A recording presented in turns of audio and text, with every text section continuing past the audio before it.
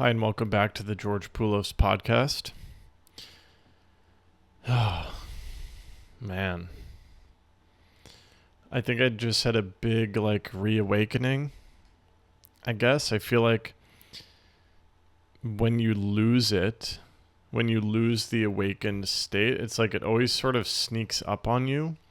The ego always sort of sneaks up on you and, very subtly and slyly convinces you of, why something has to be rigid, or why you need to achieve some goal in a certain amount of time, and why you need to get it now, and before you get it things aren't okay and you need to get it in order to be okay.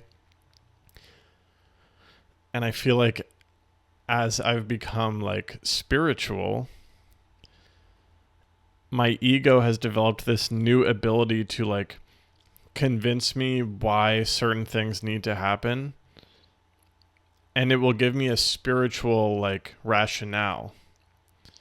It's the spiritual thing to do. Reaching this goal is the spiritual thing to do. And then I'm caught back up in angst about needing to get somewhere other than where I am. So I didn't expect this realization at all. I was actually very gung-ho. Is that the term? Gung-ho, bung-ho. I was laser focused on this financial goal, I want to say, for lack of a better word. And I was this is my purpose. I'm going to break through my fears, do what I need to do. But my habit of mind crept up on me again in a very sly way, and I didn't really see it.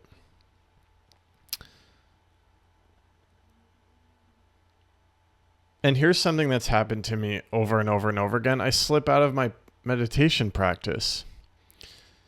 So there's something about the daily sitting down with a timer for 10 minutes and doing a formal meditation, whether that be on the breath, or now a lot of the times I also do the inner guide meditation that I've spoken about on this podcast and that I teach in my community.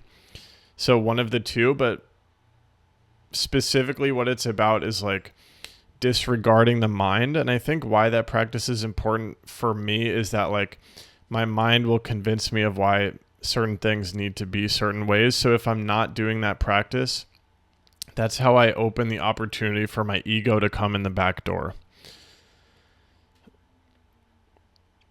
So I've reconnected with my formal meditation practice. It was really cool to hear that at least one other person in my community had the same experience at the exact same time. I love all the synchronicities that we all always experience together. It's always nice to remember that I'm never having a solo experience. It's always collective. There are ripples moving through all of us as one unit. Humanity is one unit, so we all feel these waves together. So that's always a relief. And it's beautiful to have community to share about that collective experience together. But yeah, I've reconnected with my formal meditation practice. Kind of quickly realized oh shit, my mind did it again. And I let it slip. And that's okay. And a common idea that came up over and over again in meditation teacher training is when you catch your slip, not to beat yourself up, but just to come back to the breath, or come back to joy or love or whatever it is, the present. I've drawn this analogy many times, but it's the same as the actual act of a breath meditation. When you forget your breath, you don't beat yourself up about forgetting, because that just plants more bad karma. That's not fun to be beating yourself up, right? So you just joyously come back to the breath. And that's what I'm going to be doing now. I'm just going to come back to this thing, this more open and honest place. I'm just going to come back and keep moving forward. There's nothing else to do. There's no reason to do the, oh no, I fucked up again. Oh my God, this means this and that. No, I think you just come back to your object and you just proceed with your meditation. And I'm still in the metaphor here of meditation as life. And so if I think about what is my like meditation object, and I actually think this is a really powerful metaphor. Like I think we should all, in a formal meditation, it's easy, right? We're either focusing on the breath or we're focusing on some other object like our future self, right? But in our life, I think it's really worth trying to figure out what our meditation object is. And it can be really hard to define. Like for me, it's sort of this feeling or way of being, I guess. There are values that I want to hang on to, and one of them is like open-hearted honesty, like radical honesty, radical truth, honoring myself and what I need in each moment instead of following rules and patterns that I've done in the past. It's really honoring my truth in the present. Like that is one of my values, you could say, that I want to hold focus on as I live my life. So I think sometimes it's like worth, defining like, okay, what is my quote unquote meditation object or the way of life that I want to focus on? Because I think without that, it's like easier to get distracted, right? Like if you sit down for a meditation and you haven't decided, am I focusing on the breath? Am I focusing on a teacher? Am I focusing on a mantra? If you don't decide, then you're kind of sitting there bouncing back and forth and all around. And that poses like a new distraction. To not even know what your object is like a initial obstacle that we can overcome by sort of defining what it is. Anyways, how did I get here? I think like it's really interesting. Like I think MTT made me feel so like capable, and I started teaching and I started realizing like, oh my God, like people need to know this stuff. And then I started being like, okay, now I'm going to take my business seriously, and how do I do that? And sign up for the business coaching. And I think like what my mind did,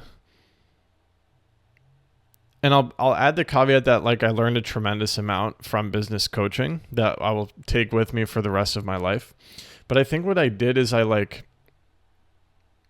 did the samsara thing again with like becoming a coach or making money or some combination. And I started to notice that like my identity was feeling really solid in this, like I'm a teacher or I'm a coach or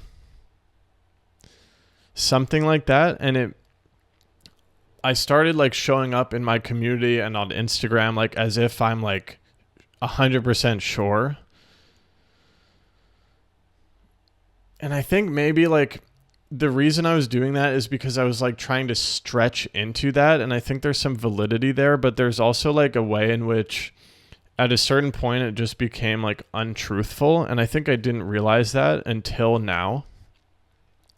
And it's interesting because my family vacation to Greece really helped because I like totally unplugged. And it was 2 weeks long. So unplugging from the internet and sharing and my work, quote unquote, for 2 weeks and really just enjoying a different experience of mind, I think gave me more perspective. And that step back allowed me to sort of see how I had slipped. And actually getting back from Greece, I didn't even know exactly like what it was, but I did know like it's time to start over. Like whatever that means right now, I don't know what that looks like or what that means, but like something's wrong and I need to start over. And I think of so many things when I say like it's time to start over. I actually have this book right next to me, so I'll shout it out. I think of Zen Mind, Beginner's Mind. It's the idea that like the mind has this tendency to like want to know and want to be like, I'm an expert, and want to be like, I know everything and this is the way it is. But that state of mind is very rigid and it like closes you off to learning the lessons that you need. So in Zen Mind, Beginner's Mind, Shunryu Suzuki speaks about the beauty of the open, beginners, ready to learn anything mind. And that's the mindset that the Zen Buddhists want to cultivate all the time, constantly. There's no growing up. There's no getting rigid. There's no getting rigid in certain ways or certain traditions or certain anything. It's just an open beginner's mind and always returning to it. And I almost feel like this starting over, that's sort of what I experienced. I also think of The Artist's Way and how Julia Cameron says the artist's journey is about being willing to start over again and again and again. Because you can go down a certain creative path, just like I went down with this skateboarding. And then like over time you realize I want to create different stuff. I want to start over again. I don't want to be stuck in this thing. And if you think about a beginner's mind or a Zen mind, like what would it be like to always be in that mind, to always be ready to readjust and pivot when you realize something didn't work? I think it's been important for me as I go through this shift and this reawakening or restarting to not judge myself and to realize that this is the path. Like you go down a certain path because we're alive and things are going to call to us to try out. So you go down the path, you try it out. And then when you hit a dead end, instead of going the route of like, oh, fuck, like I made the mistake again. I went down the wrong fork in the road. I'm stupid. I'm an idiot. No, you just be like, okay, I readjust now. I start over now. And that's perfect. And the learning that you experienced by taking the quote unquote wrong path or quote unquote backtracking, that learning experience actually indicates that the path is always going forward. There's no such thing as backward. Even if it feels like you've backtracked or slipped off, that experience is actually still helping you progress and grow towards greater love and freedom. And so if you visualize this winding path and sometimes you go backwards and sometimes you go forwards, it's an illusion that there's backwards and forwards. If you stretch it out, everything that's occurring on your journey is taking you home. Just like what Ram Dass says, we're all walking each other home. We're just walking home. There's nowhere else to go. So that self-forgiveness and that self-grace is really, really nice on this journey. And I'm granting myself that. And I'm proud of myself. I celebrate myself for that. So I'm sort of like... And it's really tempting for me to beat myself up about like how much of a mess I've been. And it's really funny being in this situation where I have such a public like presence and where I'm so honest in that presence, because like I can't hide my missteps at all. I can't, like, it's plastered out there. Like I'm showing every step and I'm like actively announcing like, I think this is the right next step. And then when I change my mind and undo that decision, that's all public too. So I feel like it's been shown to the public that I've changed my mind 100 times. I go this way and that way. I'm trying all these things, you know, and it's tempting to be embarrassed, but I also like think it's kind of cool that I'm not afraid to start again. I'm not, you know, like I think the worst trap would be to be like, okay, I said I'm doing this thing and I started going this way and it's starting to feel inside like it's wrong. But since I made the announcement and said I'm going to go this way for the sake of consistency, I'm going to keep going this way, because then the soul's just going to go deeper and deeper out of alignment. So I'd rather allow the chaos to just exist. And I don't care how long it takes or how long it's chaotic. And if it ever smooths out, I don't care. Again, I think when you zoom out, the whole path is smooth. It's just when we're more narrow-minded and we're in the moment and it feels chaotic, it does feel chaotic. But I think when you zoom out, it's like it smoothens out. So, you know, I imagine like if I live to an old age, when I look back, I'm going to see like, oh, here's how all of these pieces connected and why I needed all of these experiences.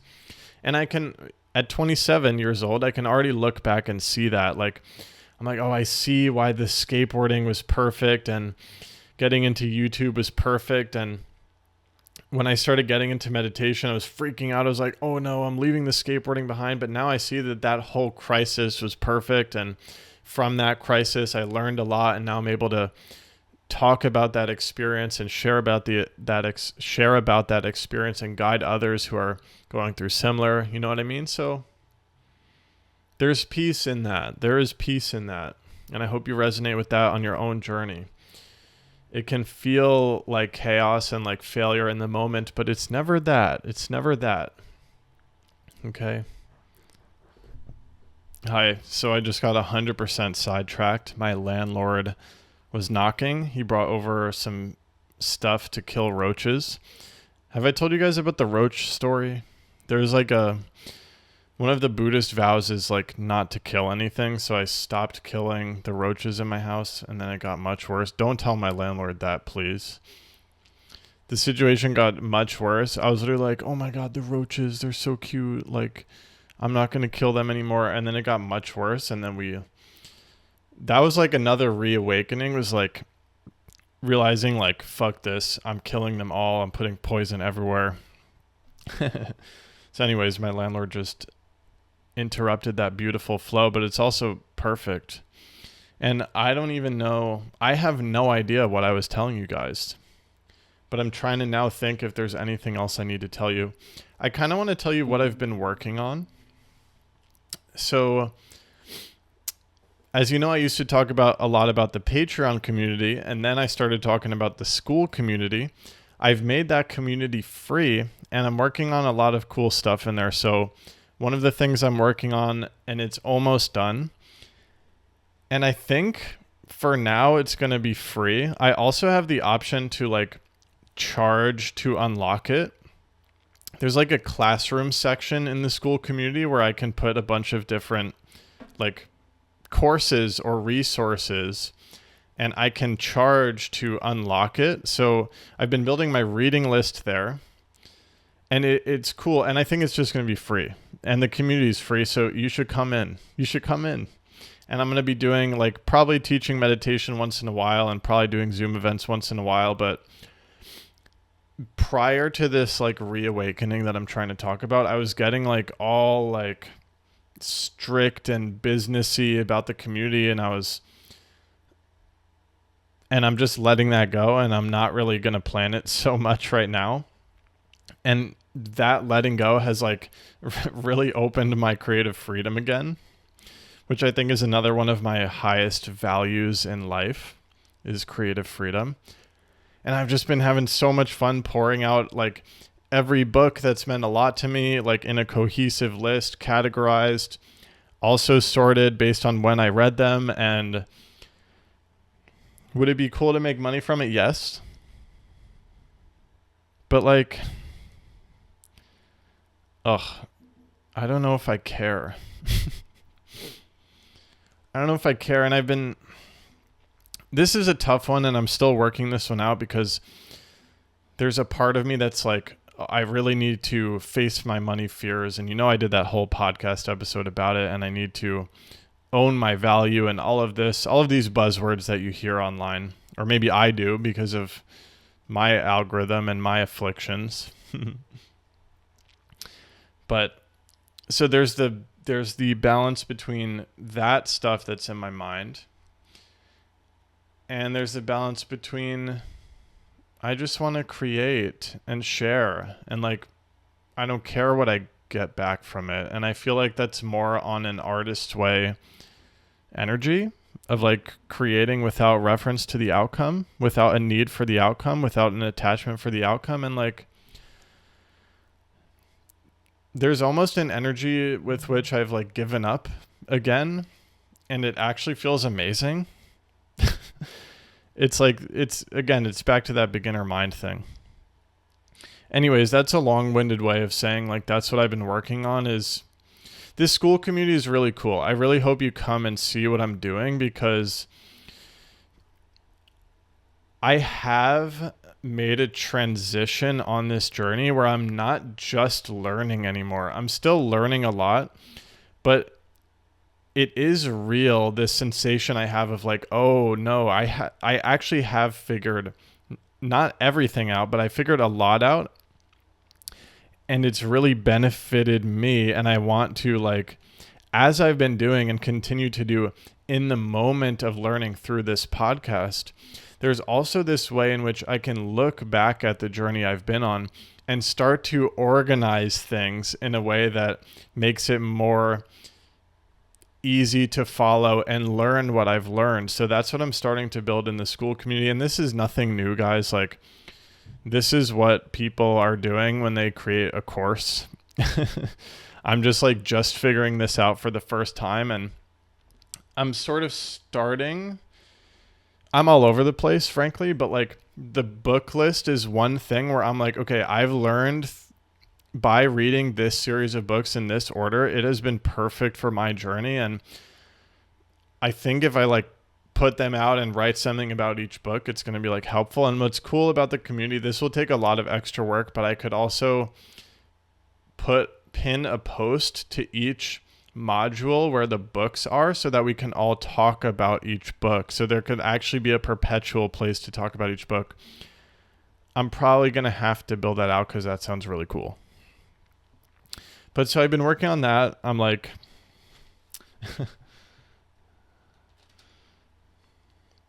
there's been a big thing in my mind about whether like coaching is a pyramid scheme, but like Buddhism kind of also feels like a pyramid scheme. Julia and I had a whole discussion about this, and maybe I will just post it so I don't have to get into it here because I don't feel very passionate about getting into it here.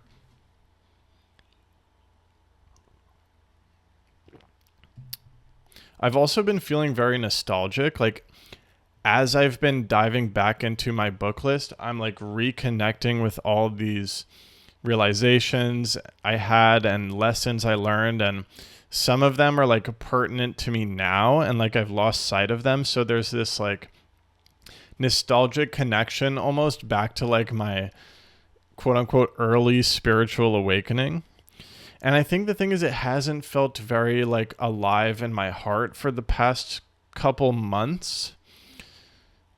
But this energy of starting over has felt very alive. And I think that's why there's this nostalgic energy. There's like this thread back to that like active learning and active mind expanding. And it's very interesting.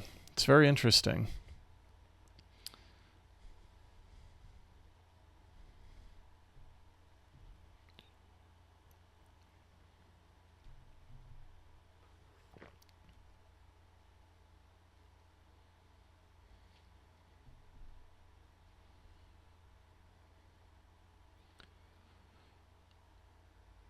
So I think I want to make the name of the podcast the George Poulos Podcast again. What I found is that, and I know I've switched the name a bunch of times. I think it was not that many times. It was the Stoic George Podcast. Well, it's interesting to go way back. When I was still doing the skate channel and I started a podcast, it was the Dropping In Podcast. Then when I did it with Danny, it was the Letting Go Podcast. Then I think it was the Stoic George Podcast. Then it was the George Poulos Podcast. Then it was my spiritual podcast, and then maybe back to the George Poulos Podcast. Then it was the Spiritual Creator Podcast. Now, I want to say, this spiritual creator thing, when I named it that, I feel like I was going into this business direction.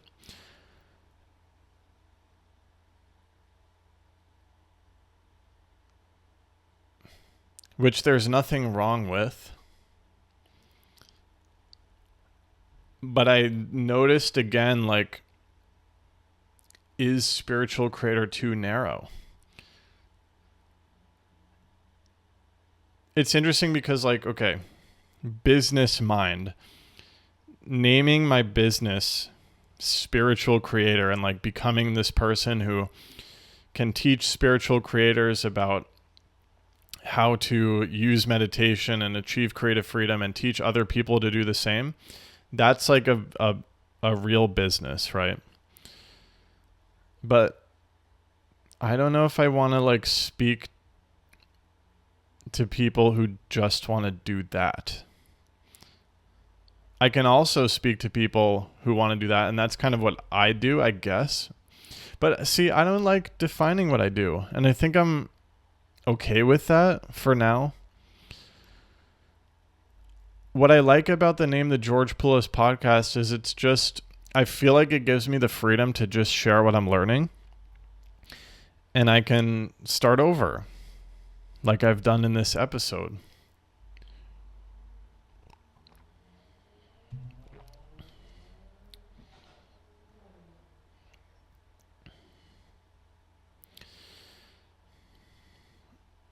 And the thought is like, is it bad that I'm giving up? But it feels amazing that I'm giving up.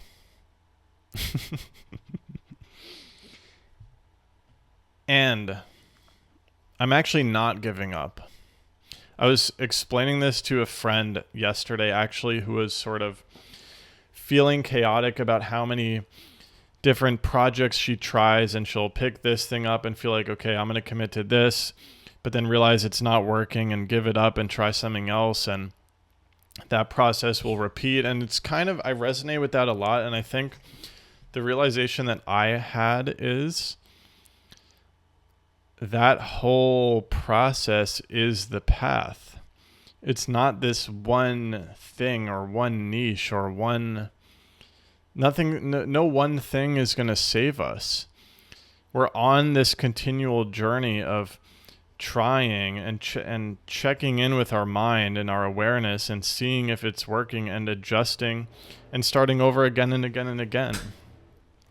So this trap of like, I need to figure out the one thing that's going to save me, it makes it very difficult to start over again, is what I've found. And then the big, almost mind-blowing realization is